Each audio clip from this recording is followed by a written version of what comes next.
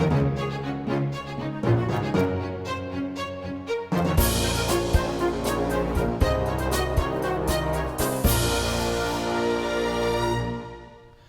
this is Ken Adams, and welcome to this edition of the 2016 election with your various city candidates for mayor and for city council. And tonight we have Chuck Bennett, who's running for mayor and is currently the city councilman from Ward 1. That's correct. So good evening, Chuck. Good evening, Ken.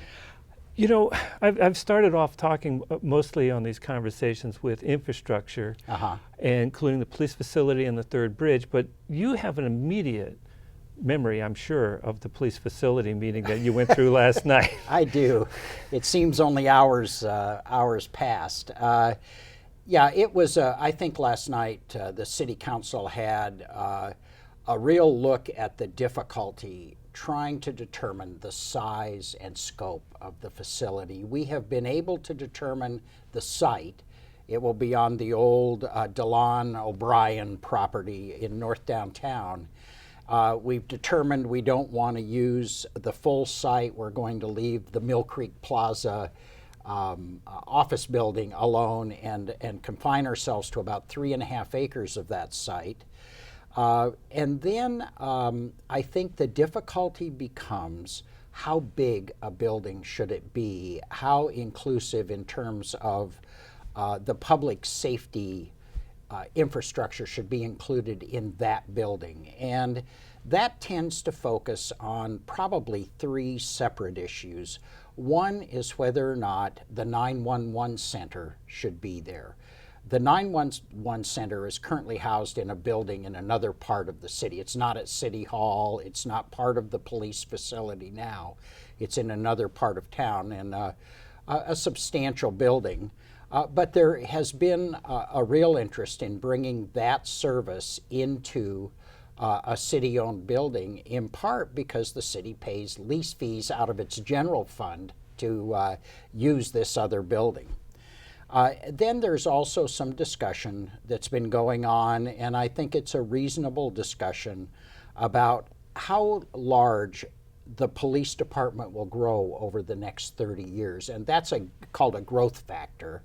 Whether it should be in excess of 2 police officers a year added or 1.8 police officers per year added, and that tends to result in some discussion of the size of the building.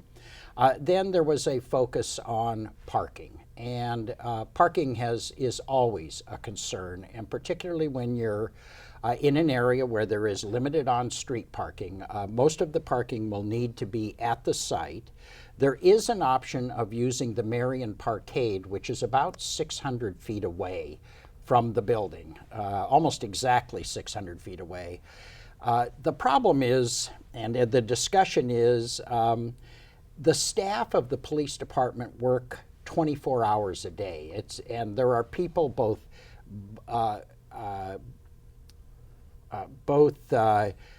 police officers and staff who are moving back and forth. Where should they park? Where will they feel safe parking? Where is a reasonable place to have them park? And then how does the parking fit in with the use of the building? You know, where you have sally ports, you have different kinds of specialties inside the police organization that need to have access to their vehicles. So there is quite a discussion going on around that. The difference in the 2 approaches, one a larger, about 150,000 square feet, is about an $80 million project. The smaller version, about 125,000 square feet, is about $69 to $70 million. So it's a $10 to $11 million difference in how much the city would go out for a bond measure. Then, unrelated to it directly, but certainly under discussion, is the general seismic condition of City Hall and the City Library. We know they are not up to current seismic standards. We don't have a lot of really good engineering on those buildings, and we have sort of some seat-of-your-pants estimates on costs for bringing that up to some sort of seismic standard. There is some real need to take a closer look at that, and that is sort of a side issue that's also being discussed as part of this. Well, one of the interesting things that I found is that they're going to have like a community center at the police station, and that obviously will take up space. But you know, in relationship to parking, people coming in from the public will also need parking. Right. But actually, I heard a description where they were saying because of current times, you need to bring the community into the police station and not make it like a fortress. That's, I think, a very good point. It's not a community center so much as a community room at the front of the building, and it fronts onto Division Street, kind of between Liberty and Commercial. And there's parking for 40 people, I think, at this part of the building. And overall about 380 parking spaces. But that is part of the, apparently from what the chief tells us, and we rely on the chief tremendously. He is the expert, as well as the consultants who built that we have hired, who built a number of police stations around the country, that one of the modern aspects of community policing is having a place for the community to come and meet with the police department, to hold meetings in terms of neighborhood watch. You may have some of the neighborhood groups meet there. There are a whole range of academies and training programs and civic interaction programs the police are involved in. We have a police review board. We have a human rights commission. There are a whole group of interested parties who, having a sense of that police department as open to them and interactive with them, is believed to be a serious part of the future of policing in America. And I think all you have to do is look around the country at other police departments and the kind of problems they're having in relation to their communities to understand how important this can be. And while we're blessed today with our department makeup, our chief, our deputy chiefs, times change, issues change, the demographics of the community change, and they're recommending quite strongly that we have this piece of the puzzle in that building. Well, one of the things that they've done recently is having coffee with a cop. Yeah. And over at Broadway Commons, I think was the first one a few months ago, and they got a tremendous turnout. They get over 100 people for these. Yeah. I had the same thing in West Salem. And that is, you know, they're not waiting for the building to be built. They're going out there and meeting the public where they are. You bet. And I think that it's that kind of commitment from our police department to be in the community, to be part of the community, that makes you want to honor their request that this is an important part of the service they provide to this community. Well, you know, one of the things I've been impressed with too is the downtown patrol or enforcement group is also doing a lot to help a lot of the homeless. Yes. And so that's another way that they're reaching out to a population that normally doesn't get positive feedback. Right. And they are doing, I think, a very good job at that. And because of where I sometimes work at the radio station, I'm familiar with a lot of people that are homeless. Yeah. And they have, some of them have expressed some real appreciation for the police doing that kind of work. The police in this city, and our downtown team is remarkable, really remarkable. Their leadership in Sergeant Van Meter and in others has been just excellent over time. They actually know most of the homeless by name. Mm-hmm. They watch out for them. I've talked to them about it, and they really know what's going on down there. They watch for people, and they want to make sure everyone's okay. And I think they have created the kind of relationship that allows us to be able to have the luxury of to even talk about what do we do about the home, where other communities are having such problems. We seem to have it at least being talked about right now, and we can talk with the police and with representatives and members of the homeless community, I think, to better understand what can we do as a community to resolve some of these issues. And we have really looked, I think, as a community to our police for guidance on some of the issues related to the homeless population and what can we do beyond a house first. You know, what are the other issues we can help with here? One of them might be affordable housing, because we're over 6,000 units short in Salem, I believe. Well, it's not affordable. It's we don't have enough housing that is subsidized housing. Affordable housing is probably something a little different. Affordable housing is a problem Portland has. In Portland, you can't find a house that you can afford on a normal wage. In Salem, we are really kind of the affordable housing capital of the Willamette Valley, and we have a lot of people moving here from Portland because our housing prices are really quite reasonable. The problem we've got is we just don't have enough housing in Salem. We are, as you point out, thousands short in our housing authority, our subsidized housing program available for low-income residents who are not trying to buy a house, they're just trying to find a place to live.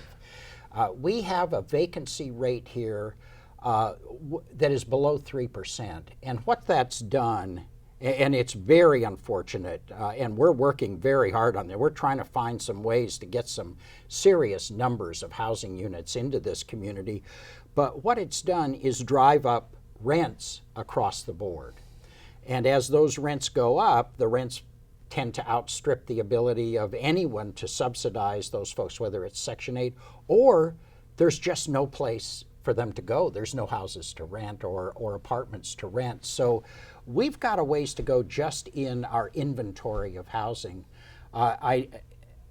Just so your viewers know, we are in the process of looking right now around the community for in excess of 200 acres to be rezoned for multifamily housing in order to meet the land use requirements the state has placed on us inside our comprehensive plan in order to have adequate housing units. So we got a ways to go here. We've got a lot of work to do on this stuff. And it's one of the real challenges ahead for us is meeting this tremendous housing demand here. But we'll do it. It's just we'll do it in cooperation with the federal government, the state government. Hopefully we'll develop better housing policies than they've got today. We have an outstanding administrator of our housing authority. And we have I think an economy right now that is encouraging the development of housing at all levels, all values, and we need to make sure everybody's moving in the same direction. Well, there's another infrastructure problem, and it's somewhat funny for me because in 2014 when I was interviewing various city council candidates, it kept coming up, and that's the third bridge. Yeah. And it seems to still be with us. We've been working on, I think a project was started around 2006 or 8, I can't recall. Yeah. Let me tell you my story of the third bridge. I graduated from college here and went to work in the early 70s for the old Capital Journal, which was the afternoon newspaper. It's the journal half of Statesman Journal, which is now gone. But one of the first stories I was assigned to write about, I was the City Hall reporter, was to write about the third bridge at Mission Street. So this is in the early 70s, this is about 72, 73. So we're talking over 40 years ago. That site was being talked about. I'm told that if you go back into the 60s, there have been other discussions. This has been, for this community, almost quixotic in the search for some answer to whether or not we need a third bridge, where do we need the third bridge, how are we going to pay for the third bridge, and can we all agree that at some point we're going to resolve the third bridge question. And where we are today on the third bridge, I think is as far as we have gotten in my lifetime. And I've been here for 50 years. I think I represent at least a couple of generations. I mean, I've had daughter born, daughter grow up, daughter have grandkids kind of situation. And we have finally gotten to the point where we are completing the environmental impact statement on a location, which will allow us to understand where the bridge would be, what the scope and design of a bridge would be, what the cost of a bridge would be, and kind of whether or not the bridge is ultimately needed. And we are a year away from completing that. And I think that is going to help us have probably one of the first really sound discussions then about that project. And so I would like to see that completed, and then let's have at it. Let's have a fulsome discussion of whether or not that bridge needs to be built. There is, I think, an incredibly strong argument in favor of it. There are certainly those who will project that our behaviors will change and we'll move off of the automobile and other kinds of traffic. I think all you have to do is go into downtown Salem on the Parkway or on Liberty, Commercial, Marion Street, and you see the kind of truck traffic trying to filter through here. And it isn't working at this point. I also think we've allowed ODOT to not meet its requirements to keep the existing bridges in really good repair, and I think that's another part of this discussion. Isn't it like about 30 years down the road before they retrofit them for earthquake safety? Well, they've actually been, this is my understanding, Okay. One of them has been retrofitted to a standard. And I can't say What standard that is the standard moves, and so we'll see how that works out. But I think that we have problems with the decking on those bridges. I mean, all you have to do is drive across the Center Street Bridge and hit a couple of those spots, and you know you've got some problems going there. So we've got some work to do there. But we're close to getting to a point we can have actually, I think, an intelligent discussion of what's going on, or at least an agreed upon discussion of what the facts are behind this thing. Well, that would be an improvement. Well, it'd be 10 years of, we have involved this community and particularly interested parties in this community for 10 years in this project. And I believe that to be this close to be finally completed with this environmental impact statement is really good. It will resolve, I think, a lot of concerns people have had about what's going on here. Where are we on this thing, and what's it do, and what's it mean, and how are we going to pay for it? Well, that's another big point right there. Oh, huge point. Yeah. All of it, it's always how are we going to pay for it is a fundamental point. I think. Because when I attended some of the workshops, Sure. the funding was very interesting, the fact that the state and the feds didn't want to commit themselves to any kind of money on this bridge. And it's, right now, the two bridges we have are part of the Oregon highway system. Right. And so you would think that they would at least have some commitment to building it if they were really serious about it. Well, yeah, I think at this point, until they have a location, a design, an environmental impact statement that says it can occur, I mean, that's still problematic. There are some land use decisions, there's some wetlands, there's some other things involved here. I kind of understand this is not going to be built by Salem residents. This is going to be built by a regional payment by the federal government and by the state government. Salem residents can't afford to build this bridge. We know it's going to be wildly in excess of $500 million to do this project. That just seems very clear. So this is going to be a broad-based decision involving a lot of people in how this will be paid for. I think, in all honesty, I think that we are a ways away from completion of the discussion of Third Bridge. We're to the point of, okay, we know kind of where it's going to be. I don't think we know how big it's going to be. I don't think we know how, in many ways, how we're going to get on it and off it. I think there's just lots more to talk about. Well, Good news, you can have 10 more years of those meetings. Well, I'm starting to get used I to hope them. not. I hope not. Probably not. Well, there's another subject that that I'm interested in, and that's bike and pedestrian safety. Yes. And what do you see your role as mayor, and also combined with transportation? Yeah. Because right now we have no bus service, Right. evenings, weekends. Yeah. And it makes it very difficult for people that don't have cars to get around. Yeah, it is a tremendous problem. Let me look at this in a couple of different ways. Let's look at pedestrians first. Pedestrians here, it is troublesome that, to say the least, we're having the kind of problems between cars and pedestrians we're having. We are having people killed here. We're also having people fall down on sidewalks that are cracked and broken. We've got a lot to do in that area. One of the things I've done as a city councilor, because I represent the core area of the community, the inner neighborhoods, is to work on getting pedestrian access. And we have improved pedestrian access out of the various neighborhoods into downtown by creating crosswalks. Now, that's got its pluses and minuses. We have marked a number of our crosswalks on Court Street where we have a lot of people moving. We've marked them with flashing lights on 12th Street for the Willamette students and residents of the Richmond neighborhood, the ability to cross with some flashing lights. We're doing, I've got another one going in on Market Street and 19th with flashing lights for kids who want to get to school at Englewood out of their neighborhood north of Market Street.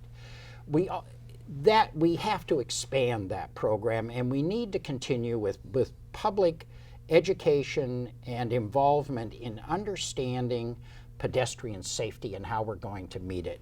In bicycles, I have worked with bicycle advocates. We were able to get through our first bicycle boulevard proposal running down Maple Winter into the Capitol area with the work of Angela Obery, who's one of my favorite constituents in this particular area, just done a tremendous amount of work. And we have been real successful in getting that set up for planning grant, and I think we will get it on the capital improvement project list and begin looking at building that. And that's a use of existing right-of-way, not building separate right-of-way, but making it more friendly for bicyclists and pedestrians. We're also doing the same thing on Union Street, which will connect northeast neighbors to the downtown or to Riverfront Park. So we're starting to do this kind of work, and I think it's going well. On the bus service, I'm going to be just real blunt. I don't believe the city has been asked, and I think as mayor I'm going to demand that the city be included with the transit district and the transit board, which is a separately elected board, to sit down and get some resolution to this lack of meaningful bus service. Something has gone wrong here. The city used to manage this. It broke off from the city, 35, 40 years ago into a separate unit. It's not working. That we don't have Saturday and Sunday bus service, that we don't have bus service that is meaningful to commuters, I think is just inexcusable. And I think the city and the transit board, working together with other interests in the community, can begin to develop a strategy for putting on the ground meaningful bus service that serves the needs of the people who ride buses. I can't understand buses going to places where people don't ride buses. And I can't understand why we can't have bus service that meets the needs of workers in our downtown or that work in other parts of the community and help them get around. apparently we can't rely on the existing configuration. We've got to look at this differently. So right out of the chute, I expect to be sitting down with my colleagues on the transit board, some of whom I've known for 50 years. I went to college with one of the transit board members. We met our freshman year at Willamette, and have a really meaningful conversation about what can we at the city do to help get this thing fixed. Because this being broken this many years, something's wrong, and we have a responsibility. And as a city councilor, and I hope as mayor, I get asked about it. This isn't something that I don't hear about a lot. Why don't we have good bus service? I get probably about 2 emails a week. What's wrong with you guys? Well, we don't control it. Well, if I'm going to be held responsible, I want to sit down with people and figure out how to fix this thing. I think that's a very important thing that needs to happen here in Salem. Good. I'm glad to hear your commitment on Oh, that. it just drives me nuts that this isn't fixed. Well, we have a few minutes left, and Yeah. you know, I've been telling you what I'm interested in, but what are the issues that we haven't discussed that you would really like to address? Well, I think we've got some, I believe jobs and economic development is an important role for the city. Government doesn't create jobs, okay? Let's just agree, except when we raise your taxes and take your money and hire somebody to do a job. And we do that, although Salem's done a pretty good job of keeping its employment flat. I think we need to continue to pay close attention to economic development in Salem. Salem is booming right now. I'm really bullish on Salem right now. Our downtown is as vibrant as it has ever been. And I've been here long enough to have seen ever, I think. I've been here since they literally did roll up the streets at about 4:45, okay? It is really doing well. We have 3 live theaters downtown, a host of restaurants. In the past several years that I have been on the city council, we have added well in excess of 200 housing units downtown, and we're on track for more. There is a great deal of development that's going to happen downtown, and a lot of it occurs with the help of the city through its urban renewal agency. And with the convention center being paid off, we're going to have a substantial amount of funding available for projects to improve downtown. I'm particularly interested in creating better, clearer connections to the park system, etc. North Portland Road has got another project going out there. The city has just agreed to invest $1 million in the Career and Technical Education Center out there with Salem Kaiser School District to help in developing a really outstanding workforce with both soft and hard skills that will help attract new businesses or serve the needs of existing businesses here in Salem. And finally, in this particular area of economic development, what's happening in West Salem is nothing short of a really important financial miracle.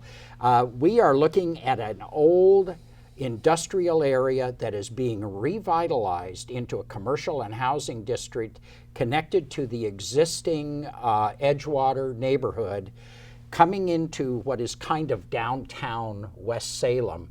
That is going to be really outstanding place for people to work and live. I think we need to come to grips with, as we open up our parks, we're going to need more police officers in downtown and into the parks. And hopefully we'll do some work on expanding our park system, as well as adding, I hope finally, Monday service. I put a motion through last budget cycle to add Sunday. We got it. I'm ready to go for Monday now. I kind of like going to the library every day. Yes, that is. Well, Chuck, I want to thank you for coming down and participating in 2016 election. Also, I want to remind folks that we do have an important election coming up on May 17th, because this is the chance you get to vote for city council and mayor, because there will not be any runoffs. Yeah. So this is the important time to affect what's going on here in Salem. So thanks again. Thank you. And come back next time.